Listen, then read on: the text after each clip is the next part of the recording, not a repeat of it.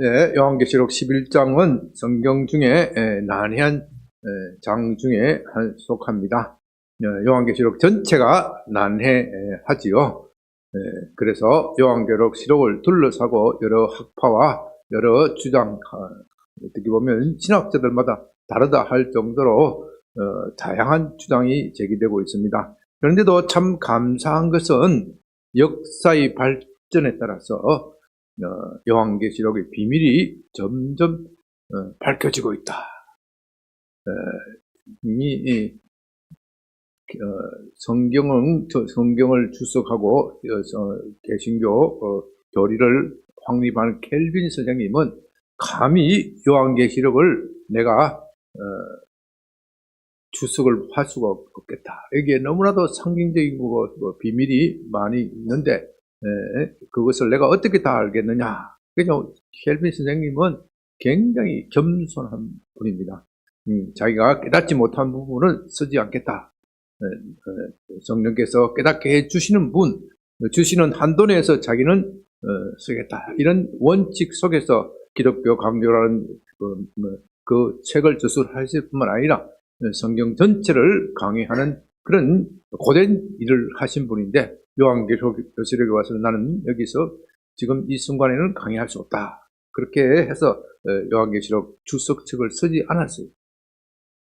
그러나 켈빈 선생님 이후로 종교개혁 이후로 벌써 400년이 흘러갔고 그 400년 동안 어마어마한 역사의 발전이 있었고 또 지난 수세기 동안에 종말론에 대한 많은 관심 속에서 혼란과 혼동 속에서 21세기를 우리가 맞이하고 있는데 그 혼란과 혼동 속에서 구름이 점점 거쳐가면서 하나님의 계시가 점점 뚜렷하게 나타나고 있다.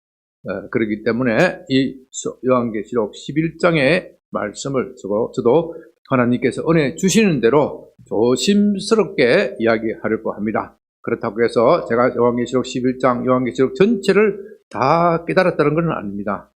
어떻게 보면은 인간의 능력으로서 지금 우리 지적 수준 그리고 하나님의 우리에게 계시되어 주시는 영적 지식에 비춰볼 때 아마 요한계시록의 전체 부분은 주님께서 다시 오셔야 해명될 수 있는 부분들이 많다.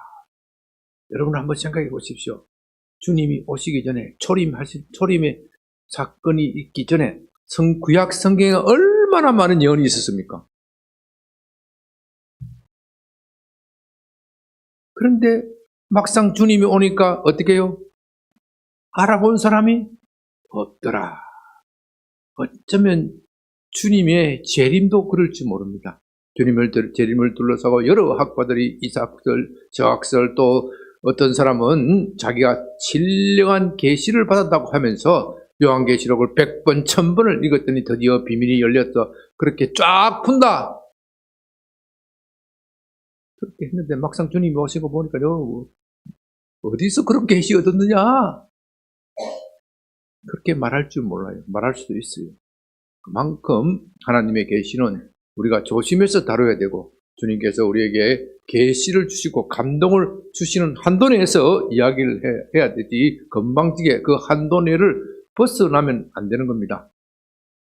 그런 원칙 속에서 제가 말씀드리려고 합니다. 먼저 요한계시록 11장을 둘러싸고서는 두 개의 학파가 크게 갈라지고 있습니다. 하나는 전천년설, 하나는 두 번째는 무천년설. 무천년설은 사실 요한계시록의 세 개의 학파가 있는데 전천년설, 무천년설, 후천년설 이 세 개의 학파가 있는데 후천년설과 무천년설은 거의 같은 구조 속에 있습니다. 같은 구조 속에서 어떻게 또 세부적으로 이해할 것이냐. 그러니까 크게는 두 개의 학파예요. 전천년설 또는 무천년설. 전천년설 또는 무천년설. 무천년설이라고 해서 천년 왕국이 없다. 그런 뜻은 아니에요. 그런 뜻은 아니에요. 그런 뜻은 아니에요. 좀 복잡한 이야기인데 쉽게 말하면요. 천년 왕국, 천년 왕국이 그리스도께서 다스리는 천년 왕국이 그리스도 재림 후에 임하면, 다시 말해서 그리스도 재림 전에 재림하시고 나서 천년왕국이 임하면 그것이 뭐예요? 전천년설. 천년왕국 전에 재림한다. 그래서 전천년설. 이해되십니까? 네. 그러면 그게 반대되는 학설은 후천년설. 후천년설. 그리스도의 재림 전에 천년왕국이 있고, 천년왕국이 있고, 그 후에 끝에 그리스도께서 재림한다. 그게 후천년설이에요. 후천년설은 무엇이냐? 그 후천년설 가운데에서도 지금 우리가 살고 있는 시대가 천년왕국의 시대다. 천년왕국의 핵심적인 특징은 그리스도의 통치. 그리스도가 지금 통치하고 있습니까? 통치하고 있지 않습니까? 네? 그리스도가 지금 통치하고 있습니까? 통치하고 있지 않습니까? 통치하고 계시지요. 통치하고 계시지요. 다만 전천년설은 그리스도께서 육체를 가지고 다시 재림하셔서 통치한다. 그러나 전천년설이든 후천년설이든 핵심은 지금 그리스도께서 통치하고 계신다. 그렇기 때문에 후천년설 또는 무천년설은 지금 우리가 교회 시대를 살고 있는데, 흔히 교회 시대라고 살고 있는데, 이 교회 시대는 천년왕국의 시대와 같아. 뭐 그런 겁니다. 여러분들이 이렇게 간단한 예비적인 지식을 말씀드리는 것은 이 학파에 따라서 오늘 요한계시록 11장에 나타난 두 증인의 이야기가 달라질 수 있기 때문입니다. 전천년설은 마지막 시대 때 7년 환란이 있고 극한 환란의 시기가 있는데, 그 환란의 시기에 이 두 증인이 나타난다. 그렇게 보는 것이고, 후천년설 또는 무천년설은 두 증인은 지금 나타났다. 두 증인이 무엇이냐? 교회다. 그렇게 보는 겁니다. 교회다. 그러나 전천년설에 의하더라도, 전천년설은 요한계시록 11장에 나오는 예언된 사건은 앞으로 나타날 사건을 말하는 것이다. 그러니까 현재적 의미가 약화가 되겠죠? 앞으로 나타날 사건이야. 그러나 전천년설에 의하더라도 역사의 발전 과정 속에서, 역사는요, 순환되어 발전하는 겁니다. 순환되어 발전하는 겁니다. 순환되어 발전하는 과정 속에서 이 역사 속에서 장차 나타날 두 증인의 모델이 있다. 그 모델은 계속 반복해서 나타난다. 그렇기 때문에 전천년설에 의하더라도 특히 전천년설 중에서 역사적 전천년설을 강조하시는 분들은 여기에 현재성을 또 강조를 합니다. 그런 관점에서는 어느 학파에 취하든 이 11장의 현재성을 중요시하는 겁니다. 요한계시록은 미래의 사건이 아니라 미래의 사건이기도 하지만 현재의 사건이기도 하다. 성경을 늘 해석할 때는 이 두 균형 속에서 해석해야 됩니다. 그리스도의 재림은 미래의 사건이지만 우리는 현재성 속에서 살아가야 된다. 왜? 그리스도의 재림을 늘 바라보면서 살아간다. 그래서 주님께서 말씀하시기를, 내가 다시 오는 시기는 하늘도 모르고 땅도 모르고 천사도 모르고 누구도 모른다고요? 나도 모른다. 내일 당장, 아니 이 시간 당장 주님이 재림하실지도 모른다. 그런 기대 속에서 살아라. 그것이 뭐예요? 그것이 방금 제가 말한 현재성. 그리스도의 재림은 미래의 사건이지만 지금 당장 이 자리에서 일어날 수 있는 사건으로 생각하고 살아라. 여러분, 요한계시록을 해석할 때 이것이 굉장히 중요합니다. 이것을 생각하지 않으면요, 요한계시록을 마치 정감록, 노스트라다무스의 예언처럼 생각해서 무슨 그 역사적 히스토리 배경되는 과정 속에서 무슨 사건이 일어나니까 다음에 무슨 사건이 일어날 것이다. 이것이 요한계시록에 예언되어 있다. No! 물론 그럴 수도 있겠죠. 그러나 주님께서는 요한계시록을 우리에게 주실 때 그런 목적으로 주신 것이 아니라 미래에 이런 사건이 일어나는데 그 사건이 지금도 일어나고 있다. 그러니 너희 현재 삶을 미래에서 어떻게 일어나는지를 생각해서 현재의 삶을 살아내라. 우리는 요한계시록을 그런 관점 속에서 이해해야 합니다. 다시 말해서 미래에 일어날 사건뿐만 아니라 현재에서도 일어난다. 여러분, 역사의 발전 과정을 한 것은요, 역사의 전개 과정은, 역사를 보는 관점은 두 가지로 나눕니다. 순환론이라 그러죠. 순환론. 돌고 도는 것이다. 순환론 빙빙빙 도는 것이야. 불교, 헬라 철학, 돌고 도는 거예요. 이 세상은 돌고 도는 것이다. 언제까지 도는 것이냐? 계속 돌고 도는 것이다. 윤회한다. 윤회설, 돌고 도는 거예요. 네, 세상 철학에 있어서요, 가장 뛰어난 철학과 학문은 다 돌고 도는 순환론 속에서 이야기를 합니다. 순환론 속에서 이야기를 해요. 네, 불교도 그렇고, 도교도 그렇고, 모든 세상 사상은 그 돌고 도는 사상, 그것을 가지고 다른 말로 하면 범신론이라 그러는데요. 이 범신론 속에서 세상 철학의 최고의 학문은 범신론이, 거기서 그 범주에서 벗어나지를 못해. 오직 기독교만이 계시의 종교, 역사의 발전은 하나님의 정하신 계획이 있고 목적이 있고 흐름이 있다. 그 흐름을 쭉 따라서 계속 발전해 나가는 것이다. 그래서 이것을 직선적 역사관이라고 그래요. 하나님께서 이 세상을 창조하신 다음에 어떻게 됐죠? 타락한 다음에 어떻게 됐어요? 하나님께서 다시 회복하시고 구원하시고 그 구원하신 세상을 어떻게 해요? 다시 완성시켜 나가신다. 이렇게 역사를 이렇게 계속해서 발전하는 과정 속에 있다. 그것을 직선적 사관이라 그런 건데요. 그 직선적 사관 속에서 기독교는 직선적 사관입니다. 직선적 사관에서 우리가 생각해야 될 것은 이 직선적 사관이 그런 선을 그으면서 쭉 올라가는 게 아니다. 그거를 이해하는 게 중요해요. 직선적 사관 속에서 선을 쭉 그어서 올라가는 것이 아니고 한 번은 푹 빠졌다가 한 번은 어떻게 해요? 또 쑥 솟았다가 한 번은 또 푹 빠졌다가 쑥 솟았다가 이렇게 엎치락뒤치락 하면서 업다운을 거치면서 마침내 완성되어져 가는 것이다. 그러니까 순환론과 직선을 결합하는 형태로 직선적을 결합하는 형태로 이렇게 참 그림을 그려서 하면 좀 좋긴 하겠는데 제가 일부러 그림을 그리지 않는 것은 여러분의 이미지네이션을 충분히 사용하라는 뜻입니다.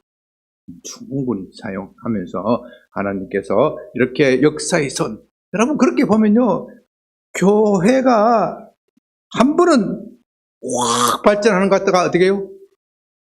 교회가 또 한 번은 푹 꺼지는 것 같아요. 초대교회 보면요, 얼마나 힘있게 뻗어나고 온갖 박해와 고난 속에서도 교회가 힘있게 뻗어나갑니까? 그런데 중세시대에 와서 어떻게 돼요? 완전히 급전급파,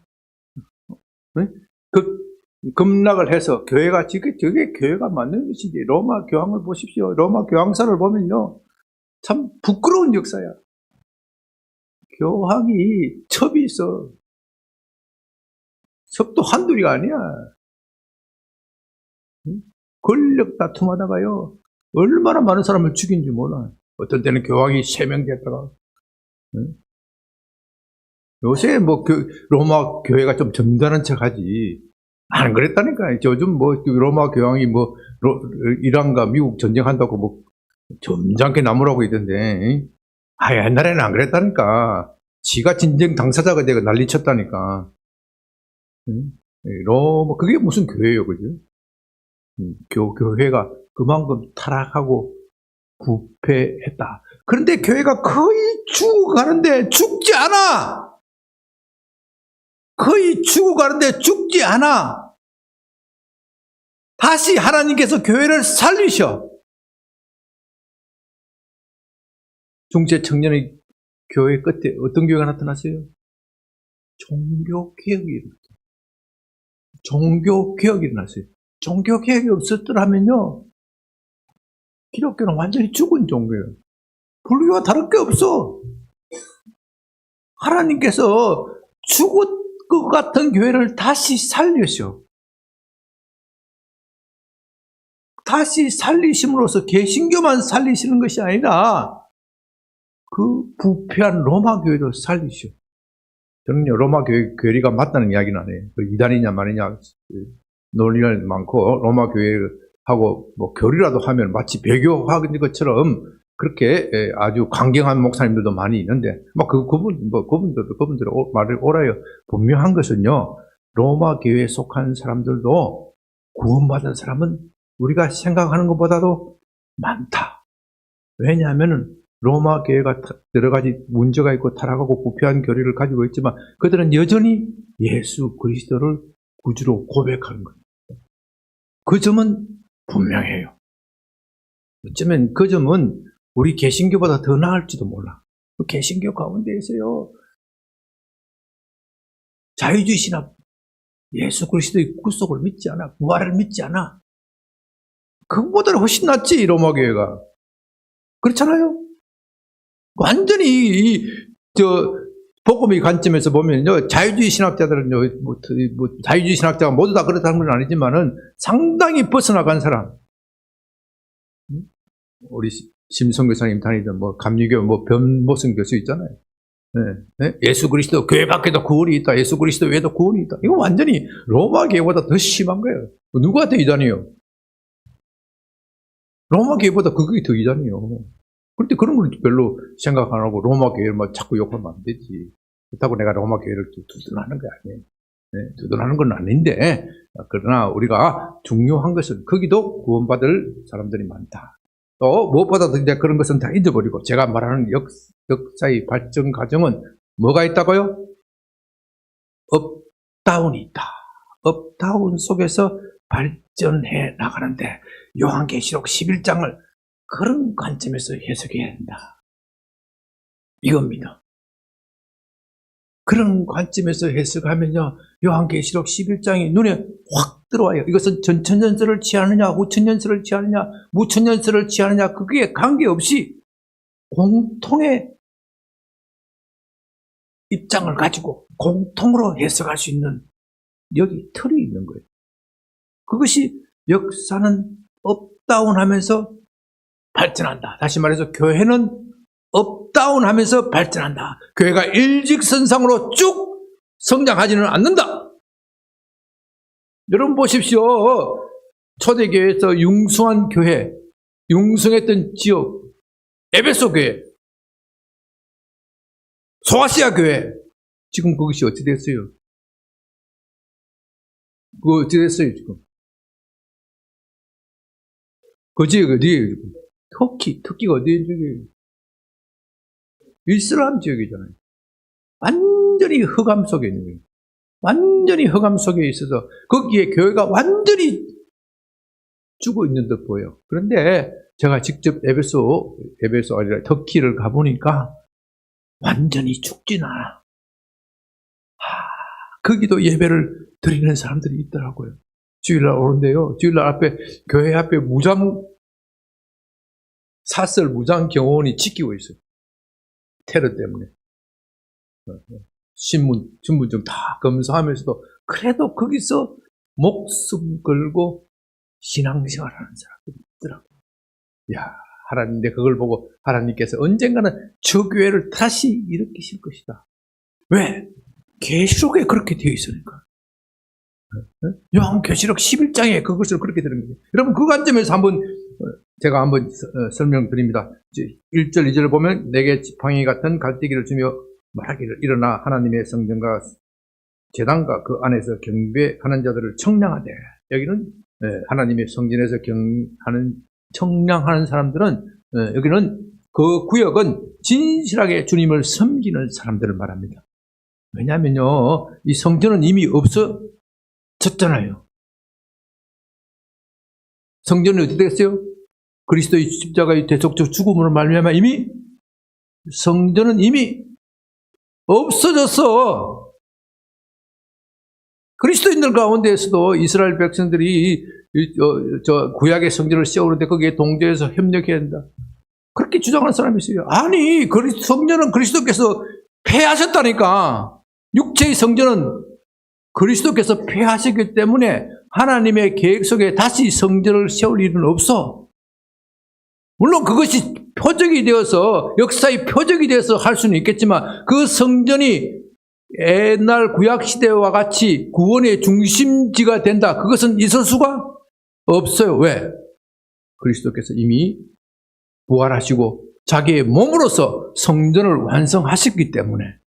그러므로 여기에서 말하는 성전과 제단에서 주님께 경배한다는 것은, 하나님께 경배한다는 것은 진실로 예수님을 믿는 사람을 말합니다. 그것을 표적을 하는데, 그 성전 바깥쪽에는 2절에 누가 점령하고 있어요? 이방인이 점령하고 있다. 성전 안에는 성전이, 성소가 있고 그 바깥 뜰이 있어. 그것이 누가 점령하고 있다고요? 이방인. 쉽게 말하면 교회가 세상 중심에 있고 세상이 교회를 포위하고 있다. 영적 전쟁을 하고 있다. 그 이미지를 우리에게 1절, 2절을 배경적으로 말하고 있습니다. 그런데 그 배경 속에서 두 증인이 3절에서부터 나와요. 두 증인이 하나님으로부터 건세를 받아서 굵은 베옷을 입고 며칠을 예언해요? 1260일. 1260일.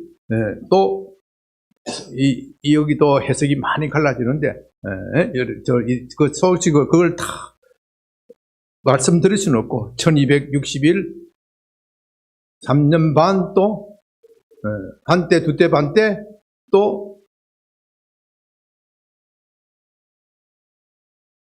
42개월.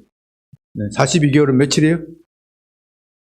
3년 반이고 또 1260일. 다 같은 거예요. 다 같은 것인데 교회 시대를 말한다, 그렇게 보시면 됩니다. 그렇게 말하면 벌써 이제 무천년설 또는 후천년설 입장에 서는 거예요. 저는 그 점에 대해서는 그런 쪽에 지지합니다. 어쨌든 교회가 세상, 그건 지금 다 잊어버리고 중요한 것은 지금 세상 속에 있는 교회가 무엇을 한다고요? 3절에서 무엇을 한다고요? 3절에서 예언을 하고 있다. 예언, 여기서 예언은요, 앞뒤를 맞추고 이런 게 아니에요. 자꾸 예언하니까, 그렇게 하니까 성경 해석이 틀리는 거예요. 뭘 예언하고 있어요? 대언. 뭘 대언하고 있어요? 그리스도의 복음, 그리스도의 고난과 부활을 말한다 이거예요. 그리스도의 고난과 부활을 말한다. 다시 말해서 당신들이 이 그리스도의 고난과 부활, 새 생명을 주는 복음을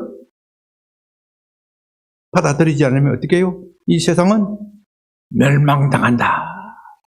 그걸 말하고 있는 거예요. 4절, 그들은 이 땅에 주 앞에 서 있는 두 감람나무와 두 촛대니. 두 감람나무, 여기서 두 감람나무는 조금 이따가 해석하고, 촛대, 계시록의 촛대는 뭐예요? 교회, 촛대는 뭐예요? 요 계시록 1장에서 우리 심상진 선교사님 이야기했잖아요. 몇 번 이야기. 촛대는 뭐예요? 교회. 교회가 세상을 비추는 빛이에요. 두 정의는 곧 교회. 두 정의는 그런데 1장에서는 몇 개 교회? 7개 교회인데 11장에서는 두 교회가 몇 개 교회로 변했어요? 2개의 교회예요. 2개의 교회라 그랬어요. 이것이 무엇을 상징하겠어요? 제가 오전에 말씀드렸죠? 정인이 왜 2명이냐고. 정언이 완벽하다. 그리스도의 고난과 부활을 전하는 교회의 정언은 완벽한 것이다. 7교회, 앞에서는 7교회에다가 7교회는 지상에 흩어져 있는 모든 교회, 7이라는 건 많다, 완전하다. 그런 뜻이단 말이에요. 여기서는 강조되기를 정언이라는 것이 강조되기 때문에 저 교회가 지금 전하는 말은 믿을 만하다. 한 사람의 정언은 위정이 있지만 두 사람의 정언, 그것이 율법에 의하면 두 사람의 정언은 완벽하기 때문에 죄를 정할 수가 있다.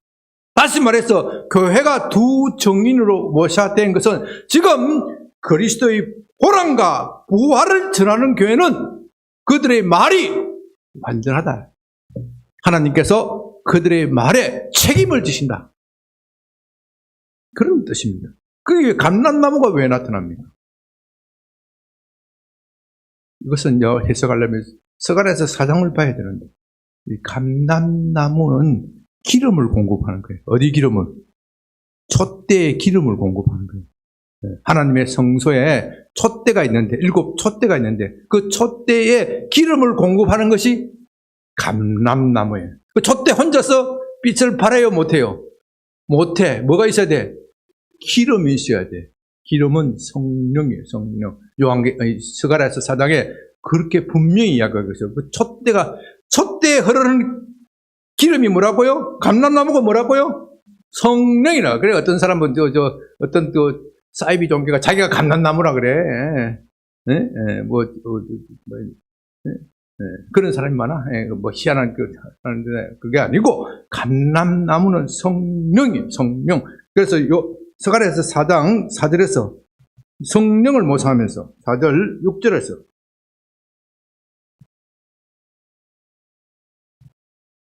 뭐라고 하면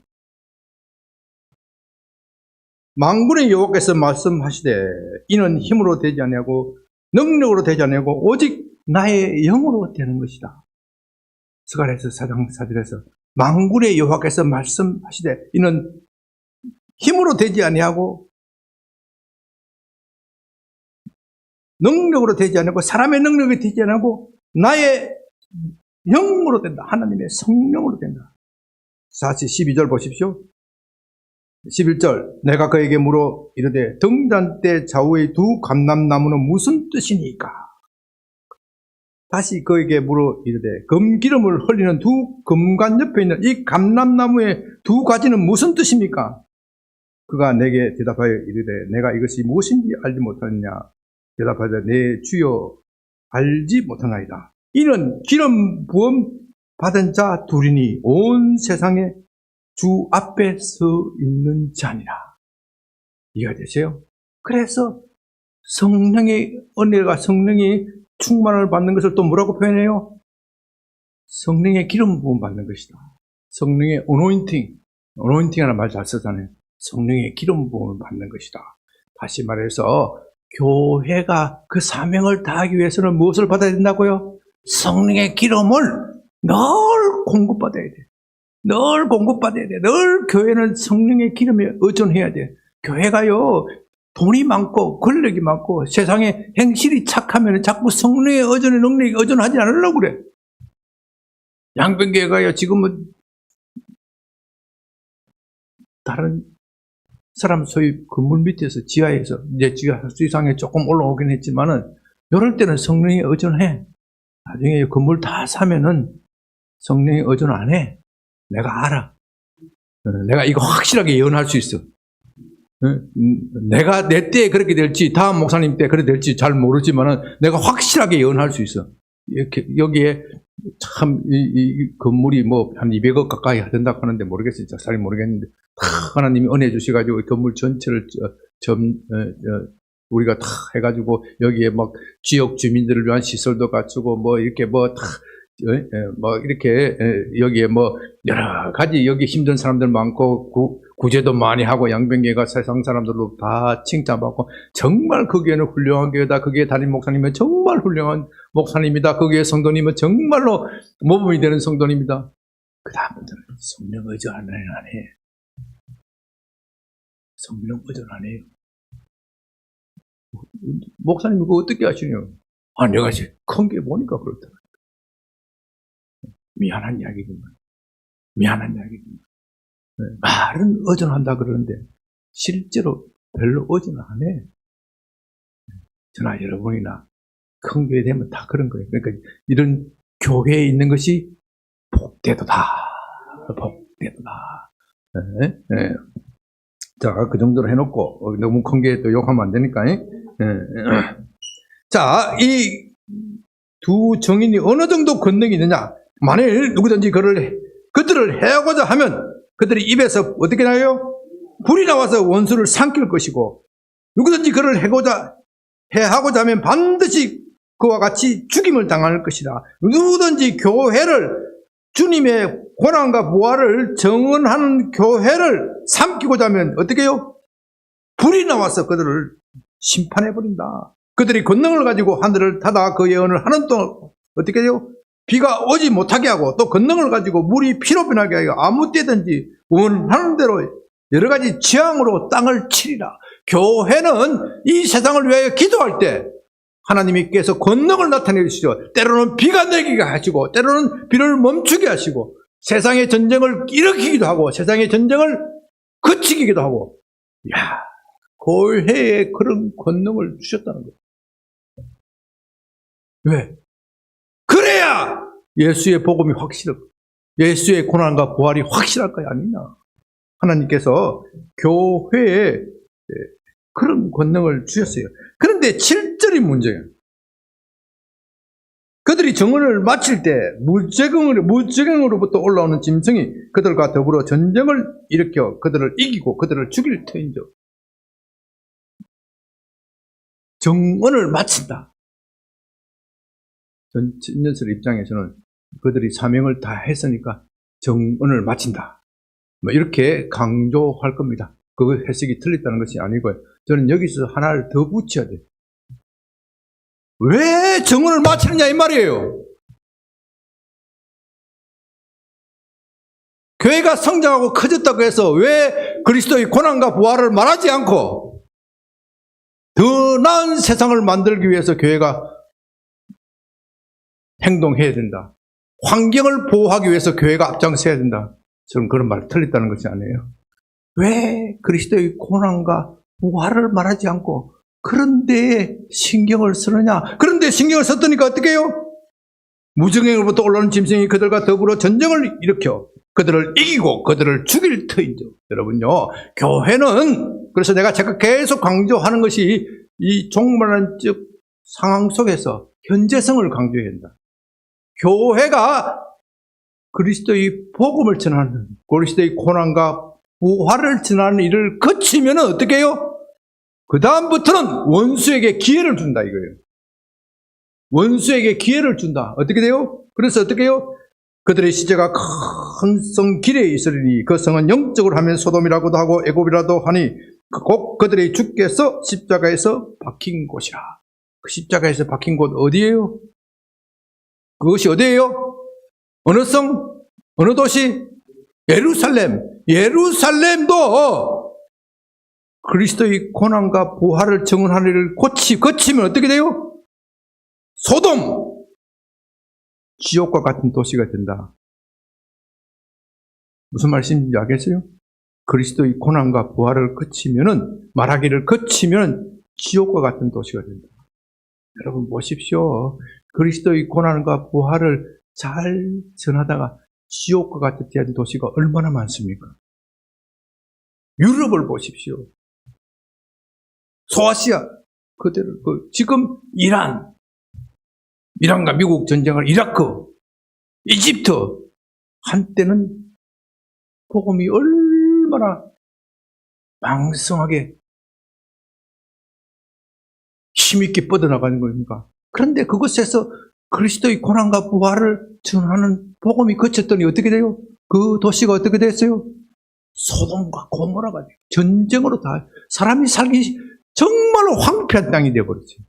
이슬람이 다 차지해버리고 그 이슬람이 극단주의자들이 독재를 하고 미국과 이란이 전쟁하는 거 미국이 이란을 전쟁 나고 찬성한다 반대한다 이런 건 지금 중요한 게 아니에요. 그 전에 이슬람 독재로 인해서 얼마나 많은 사람들이 죽임을 당하고 고문을 당하고 힘들게, 그리스도인들이 힘들게 생명을, 오늘 내일 생명을 어떻게 될지 모르지 위기의 상황에 살고 있습니까? 이 성이 바로 소돔과 같은 고모라 같은 땅이에요. 원래 그 땅은 복음으로 왕성했던 땅이에요. 그리스도께서 십자가에서 못 박혔던 그 복음이 그렇게 흘러 넘치던 땅이 어느 날 갑자기 그렇게 변해버린다. 그래서 완전히 교회가 죽은 것 같아. 19절. 백성들과 족속과 방언과 나라 중에서 사람들이 그 시체를 사흘 반 동안 보며 무덤에 장사하지 못하게 하리라. 교회가 완전히 죽어버렸어. 그런데 이 사람들이 그 죽은 시체를 치우지도 않고 파티를 하는 거예요. 10절. 이 두 선지자가 땅에 사는 자들을 괴롭게 한 거로 땅에 사는 자들이 그들의 죽음을 즐거워하고 기뻐하고 서로 예물을 보내리라. 예수 복음 전하는 것이 그렇게 싫었다 이 말이에요. 그렇게 싫어서 저것들을 죽여놓았더니 더 이상 예수 복음이 들리지 않아. 자기들끼리 자초하고 파티가 하고 난리가 났어. 그것이 중동에서 일어나고 있지 않습니까? 자기들이 정권 잡아서 예수 믿는 사람들 다 죽여 없애버렸다고. 난리치고 파티를 벌였지 않습니까? 그런데 역사의 끝이 이게 아니야. 뭐예요? 3일 반 후에 하나님께로부터 생기가 그 속에 들어가며 그들이 발로 일었으니 구경하는 자들이 크게 놀라더라. 3년 반. 여기에 많은 해석이 있지만 지금 제가 말씀드리는 그 핵심 요지는 이 3일 반, 그리스도께서 3일 후에 부활하실 것. 여기에 부가해서 반을 더 붙였는데 여기서 말하는 이미지는 교회의 고난은 길지가 않다. 왜 한 번은 1260일이었다가 또 한 번은 또 뭐예요? 3년 반이라고 했다가 또 한 번은 3일 반이라고 똑같은 이야기를 했잖아요. 전하는 메시지가 달라. 전하는 의미가 좀 달라. 1260일 하면 어떻게 날짜가 되게 길지요. 3년 반 하면 조금 짧고 3일 반 하면 뭐예요?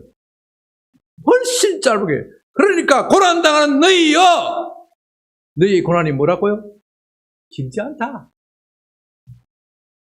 너희가 지금 느끼는 기분으로서는 마치 1260일. 아이고, 내가 언제 이 길을. 군대 들어가면요. 요새 군인도 아니야. 우리는 3년을 근무했어. 꼬박 3년을 근무했어.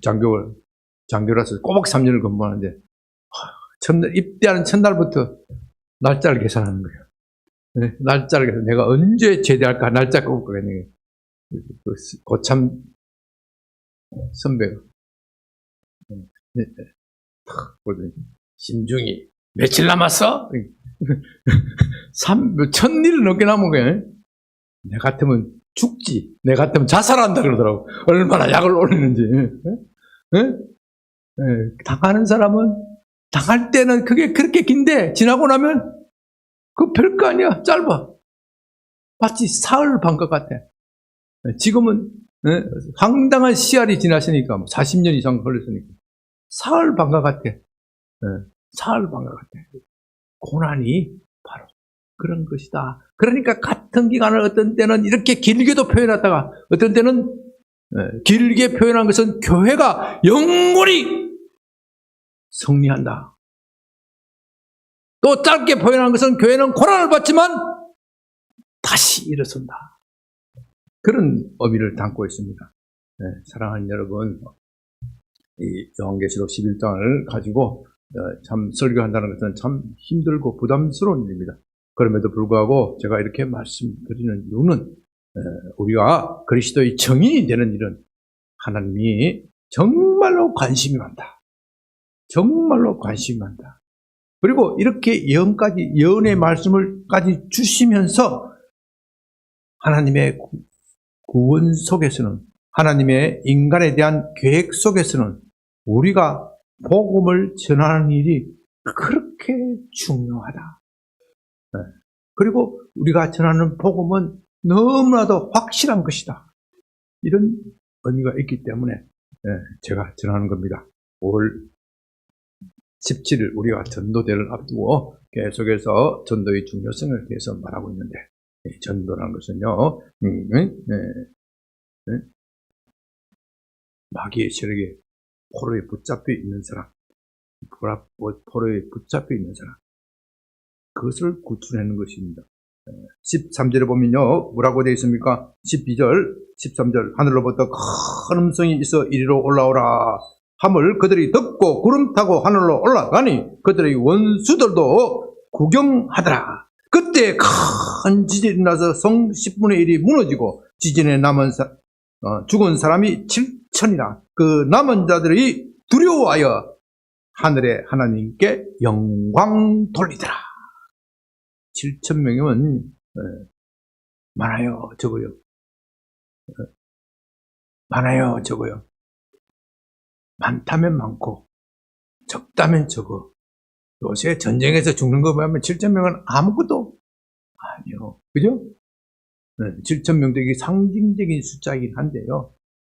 7,000명이 죽었지만 구원받는 사람의 수는 어떻게 해요? 엄청 많더라. 엄청 많더라. 남아있는 사람들은 어떻게 해요? 두려워서 하나님께 영광 돌리더라. 두려워서 하나님께 영광 돌리더란 말은 이제 회개하고 하나님께 돌아온다. 무엇 때문에요? 두 정인의 정은으로 말미암아. 그러므로 사랑하는 여러분, 교회는 주님의 고난과 부활, 여기에 목숨을 걸어요. 저와 여러분은 주님의 정인으로 부름을 받았고 그 사명을 다하는 것, 하나님의 역사는 저와 여러분이 그리스도의 고난과 부활을 증언하는 그것을 중심으로 흘러가게 되는 거다. 내가 사업장에서 성공하고 실패하고 이런 것은 부차적인 문제고 핵심적인 문제는 그 성공과 실패의 부침 속에서 내가 어떻게 그리스도의 증인이 되는 것인가. 이것이 우리의 핵심적 사명이다. 여러분이 생각하면서 아까 불렀던 성경 한 곡 한번 불러봅니다.